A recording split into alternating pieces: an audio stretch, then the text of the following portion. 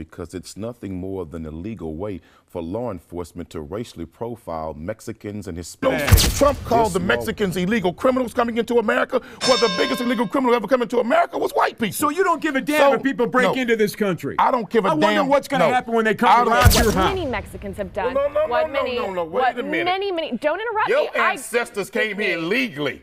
Wasn't nothing legal about your ancestors. Listen. They came illegally and they murdered, they raped, they pillaged a whole race of people. This country, Texas, Arizona, and California, belong to the Mexicans. Un momento histórico que dejó al mundo sin aliento. Durante una conferencia en Estados Unidos, un político afroamericano dio un encendido discurso que rompió esquemas y desató una ola de emociones. Con firmeza y pasión, defendió a México y a su gente, enfrentando los prejuicios y humillando a periodistas gringos que intentaban desacreditar a los mexicanos. Sus palabras fueron un eco poderoso de justicia y empatía. Lo que nadie esperaba fue el impacto que este discurso tendría. Las palabras del político resonaron tanto que dejaron a los críticos boquiabiertos y generaron un debate sin precedentes sobre la relación entre México y Estados Unidos. Lo más emotivo ocurrió cuando este mensaje llegó hasta Claudia Sheinbaum, quien no pudo contener las lágrimas al escuchar el apoyo incondicional hacia los mexicanos. Este acto de valentía y solidaridad está conmoviendo al mundo entero. El discurso, que ya es viral en redes sociales, ha puesto sobre la mesa la importancia de la unión entre los pueblos y la necesidad de construir puentes en lugar de muros. ¿Qué dijo este político que conmovió tanto a Sheinbaum y que está sacudiendo las relaciones internacionales? Si tú también crees que México merece respeto y apoyo, dale like, suscríbete y comenta ¡Viva México! Para celebrar este acto histórico. Compártelo con más personas y únete a este movimiento por la justicia y la unión entre naciones. So the bill has hit Governor Abbott's desk and has been signed by Governor Abbott. Basically, the anti-sanctuary city bill has been passed and is now law. And what that bill says is that if local law enforcement or state police view a criminal activity afoot, they make a stop on that state crime, and then they can inquire into the status of an individual's residence. Are they a lawful U.S. citizen?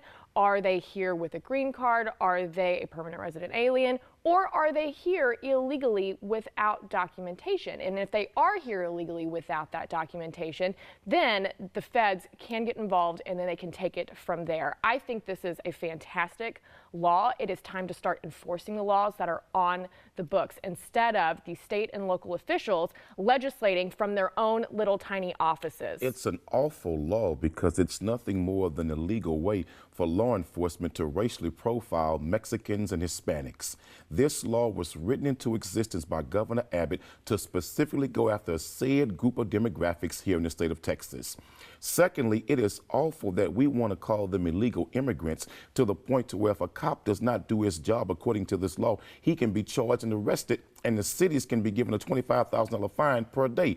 Well, we'll put a cop in jail for not asking somebody's immigrant status, but we won't put cops in jail for shooting and killing unarmed black people. That's not true, and Thirdly, that's way too far of a step. Murder is against the law. Yeah, but it's not against the law when you kill black people when you're a cop. See, the problem in America and this state What about is, the Dallas case where that cop was just charged with murder? Video to show he was absolutely lying. So you can't make these broad statements. No, it's just because simply not true. often there's video, ma'am, where we are killed by cops and nobody ever goes to jail. Ask Eric Garner's family that. Ask the family right there in Baton Rouge, Louisiana, Brother Alton Sterling's family. But your they're statement not getting is not justice. So correct, video don't mean nothing for us. But let's get back to the immigrants. I would say to the Hispanic and Mexican community, what you got to do now, hook up with the black community and unite in political power, because if Mexicans and black people unite in Texas, we can control the governor, we can control the lieutenant governor, and we can control politics in Texas, period. I'm saying to Latino brothers and sisters, don't fight them by yourself. If you hook up with black people and we unite, I'm telling you, we can run Texas and then pass laws to deal with those who hate us. You're advocating for criminal activity, Quanell. These people are not here lawfully. They need to do what our ancestors did, what many Mexicans have done. No, wait a minute. Many, don't interrupt me. Your ancestors came here illegally. Wasn't nothing legal about your ancestors. Listen. They came illegally and they murdered, they raped, they pillaged a whole race of people. This country, Texas, Arizona, and California, belonged to the Mexicans. Now, get back it was to the stole point. from them. You so tell when me you to quote get back your to the point. ancestors, they came here illegally. You're not being fair to me here. You say stay on topic. I say, okay, we'll stay on topic. And then as soon as we start talking about illegal immigration, your ancestors. You go back to the black issue. Let's stay on topic. Your ancestors are the master illegal immigrants. Give me the opportunity to respond in that, you know what? We're all Americans here. And if you are here legally, absolutely, then we need to come together and we need to pass good laws for enforcing the laws. Well, perhaps the Native Americans should have passed laws against your ancestors.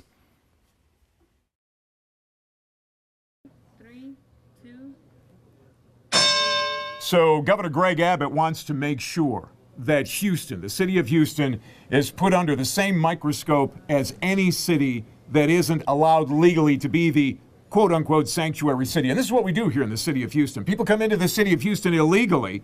They're allowed to stay.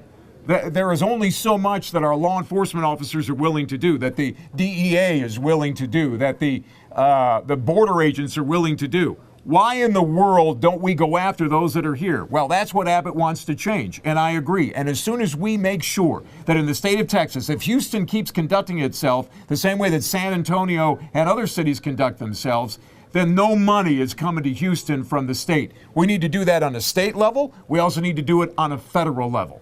But Matt, my problem with this is, why are we so worried about getting rid of all of the Mexicans or Hispanics that are quote unquote here, if they're illegal or not? At the end of the day, many of them are paying taxes.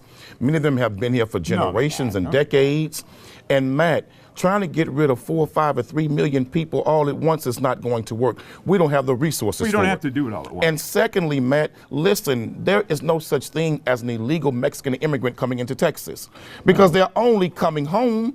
Texas, Arizona, and California was stole from the Mexicans. Don't start this that all nonsense. belonged to them. So they're only coming home, and then here it is, you white folks stole the land from the Indians, but yet you're the natural, real illegal immigrant. So let's start with the things you said that are already wrong. First of all, they're coming here, they're not paying any taxes. You're telling me they're paying taxes? They're not paying taxes because nobody knows who the heck they are. No, they're not paying any taxes. Matt, when they buy a product, they paying a tax on it. Let's continue When they buy a car, they paying a tax on it. You come into this country illegally. That is a law that you're breaking, and that's why they have to be sent back to wherever they came from. They want to come through the front door. That is the correct way to come in. And the city of Houston has to stop allowing this, or we're never going to get them to stop coming in here. Look, Matt, that's what we got to do. Follow the law. But Matt, where is the compassion that the indigenous Indians had for white people in this country? What do you keep going backwards? They let you all come in. What are you going backwards? And you came in and raised a whole lot of hell. Don't start. Trump Don't